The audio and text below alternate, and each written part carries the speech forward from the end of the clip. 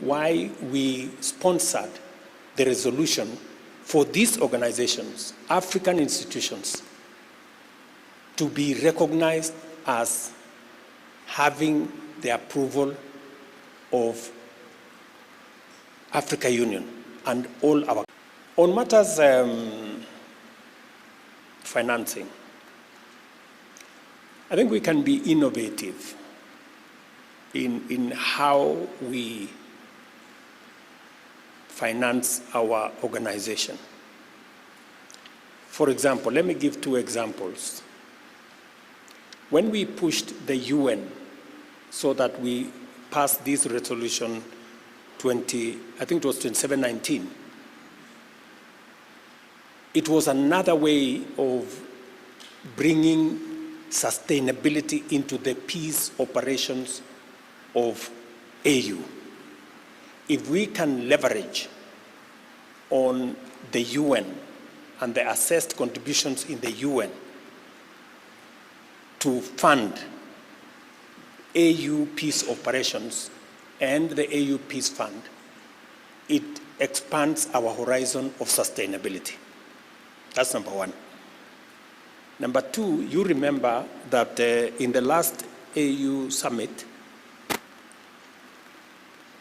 our African financial institutions, Afri-Exim Bank, Trade Development Bank, ATI, AFC, I think there are 7 different organizations. They came to see me in Nairobi and they told me, look, we are African institutions, but we are not recognized by the African Union.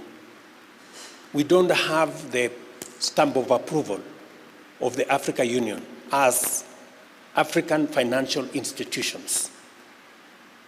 We recognize the World Bank, we recognize the IMF, we recognize all the others, but our own African institutions, we don't. It is the reason why we sponsored the resolution for these organizations, African institutions, to be recognized as having the approval of African Union and all our countries. We have also made a decision as heads of state that we are going to buy more shares. Like, for example, Kenya, we are buying more shares in Afri-Exim, we are buying more shares in TDB, we're buying more shares because we need to support this institution because they support our economies. We continue to have an unfair share of instability, insecurity, and challenges in our continent, whether it is terrorism, conflict,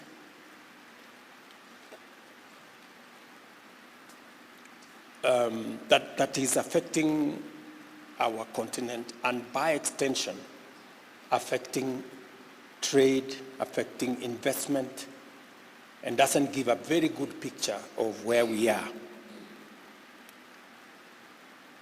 A case in point, yesterday I was in Juba to encourage our brothers in that country when they gave me an assignment to get the opposition to work with the government. I was very happy that we had a breakthrough yesterday. We are concluding the mediation there. Next week, we have the civilian groups meeting in Nairobi from our neighbors in Sudan to see what they can do about their country. Last week, we were in Bujumbura at a COMESA meeting to discuss how, whether as we do trade, how do we manage the issues in the Great Lakes region. We have issues in Sahel. We have issues in the Horn of Africa. So our peace and security infrastructure requires a rethink. We cannot continue the way we are continuing. I think the days of, the 20,000 AU peacekeeping force are slowly fading away. And we need, as Africa, to begin to take charge of our peace support mechanisms in our continent. I was very happy that last December, the UN resolution that now peacekeeping efforts led by AU will be funded by assessed contributions by the United Nations. That gives us more leverage. But the AU has to be better prepared to undertake this responsibility. There is certainly a very big case for us to make in reorganizing the AU Peace and Security Council, including the Peace Fund, and make it much more sustainable, and see how we can have